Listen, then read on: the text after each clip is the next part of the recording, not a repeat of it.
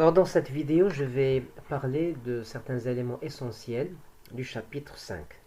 Donc le diagramme de communication, c'est une variante du diagramme de séquence. Les deux permettent de montrer les objets et les messages échangés entre les objets.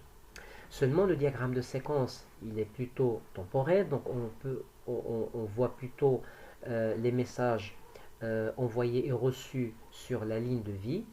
On peut même voir certains objets détruits dans le diagramme de séquence. Donc c'est intéressant par rapport à l'évolution des objets et des messages dans le temps. Tandis que le diagramme de communication c'est plutôt axé sur l'espace. Donc on voit les différents objets et acteurs qui communiquent. Euh, on voit l'ordre des messages grâce à ces chiffres-là, donc grâce à ce qu'on appelle les séquences.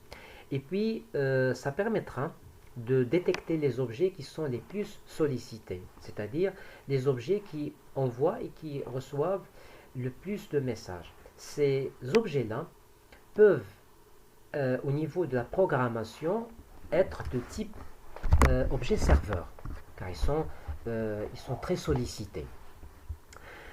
Dans cet exemple, le client demande le devis du commercial. Le commercial va chercher le prix du produit, il va calculer le pourcentage de ristourne, la partie qui va être déduite du montant selon la catégorie du client. Ensuite, le devis final va être envoyé au client.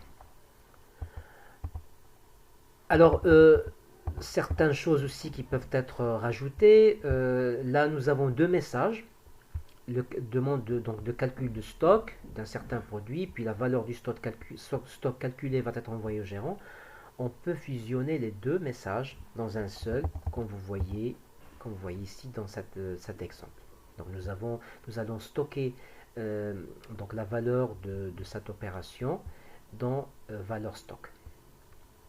Nous pouvons aussi rajouter des conditions, comme vous le voyez ici. Alors lorsque la quantité est inférieure au seuil critique, eh bien, on va demander le réapprovisionnement emmagasinier.